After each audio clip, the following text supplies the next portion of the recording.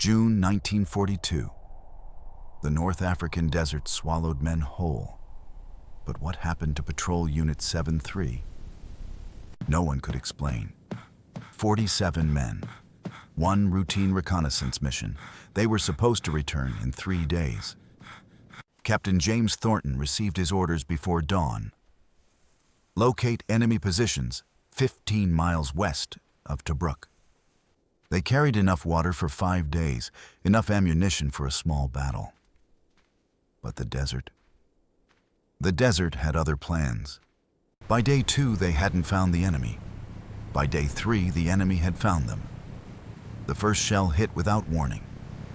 There was nowhere to run. German artillery. They never saw it coming. The explosion tore through their convoy like thunder. Men scattered, diving for cover that didn't exist. When the dust settled, 2 vehicles were nothing but burning metal. 8 men lay dead in the sand. And their only radio, their lifeline to base, was shattered into 1,000 useless pieces. Captain Thornton knelt beside the broken radio, turning the pieces over in his hands.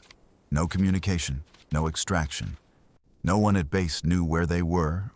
That night, Thornton gathered the survivors around a small fire. The decision was simple, he told them.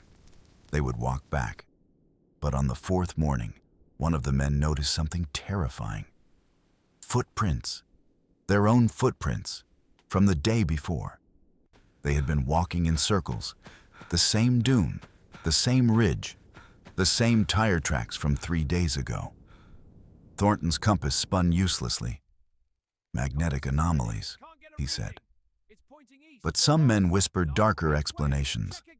The desert didn't want them to leave. Day 5. A soldier stood on the highest dune and turned in a circle. In every direction, nothing. Just sand, just emptiness. The water was nearly gone. Men's lips cracked and bled. Their skin burned. Some started seeing things that weren't there. Private Morrison suddenly screamed and ran. He swore he saw water on the horizon. He collapsed after 200 yards. His heart gave out. They buried Morrison as the sun set. Captain Thornton said a few words. They marked the grave with his rifle. The first grave, day 6. A soldier tilted his canteen to his lips. One single drop fell. That was it. The last water was gone. By midday, half the men could barely stand. They lay gasping in the sand. Above them, vultures began to circle, casting shadows. Sergeant Cooper stumbled to his feet, pointing. He could hear his wife calling. She was right there. He walked into the dunes and vanished. That night, Thornton wrote in his journal, Day 7. We're losing men. We're losing hope. Then he wrote something he later tried to scratch out. Around the fire, someone spoke the unthinkable. There was a way to survive, a terrible way. The silence that followed was deafening. Thornton shot to his feet, shouting, absolutely not. They were soldiers, not animals. But 3 men stood up and walked into the darkness. Private Jenkins, Corporal Matthews, and Rifleman Davies disappeared into the night. They'd rather die alone than stay with the group. 2 days later, at sunrise, they found Jenkins, or what was left of him, half buried in the sand over the next ridge. When they pulled him from the sand, they saw the wounds, the marks on the bones. These weren't from animals. The teeth marks were human.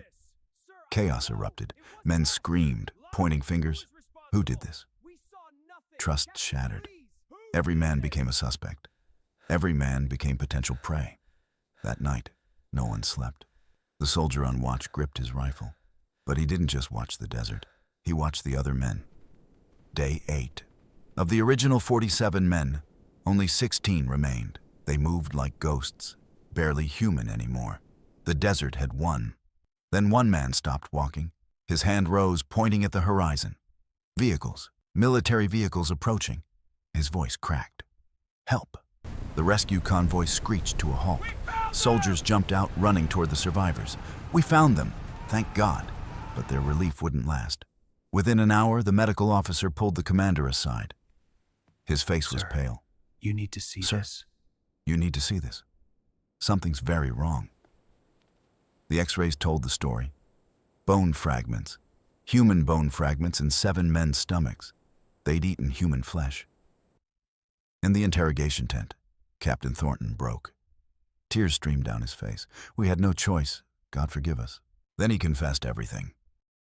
Within 48 hours, orders came from command. Burn the reports, bury the bodies, seal all documents. This story could never reach the public. At the press conference, an officer read the official statement. Heavy enemy resistance.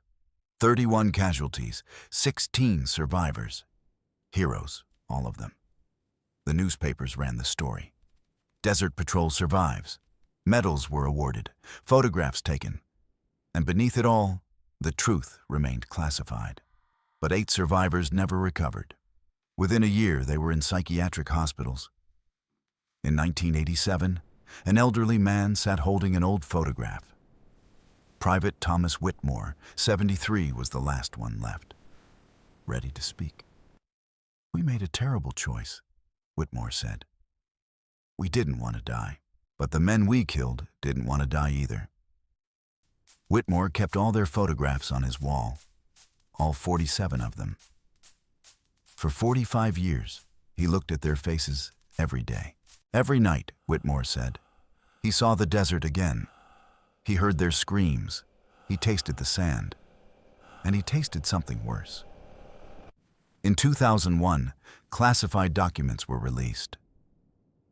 In a London archive, a researcher found Captain Thornton's journal, still stained with blood and sand. Thornton's final entry said everything. We did not die as soldiers. We died as animals. May God have mercy on us. Today, somewhere in the Libyan desert, sand covers 31 bodies. The exact location was never recorded. Historians believe hundreds of patrols disappeared in North Africa. How many faced the same choice?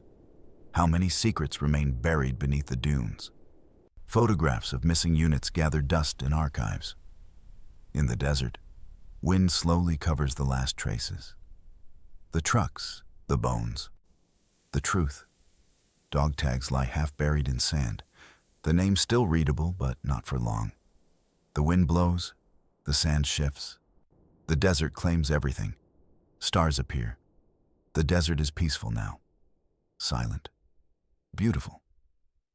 But beneath that beauty lies horror. Of 16 survivors, 8 went insane. 3 killed themselves. 5 lived into old age, never speaking. The last died in 2003. This is their story, the one the army tried to bury.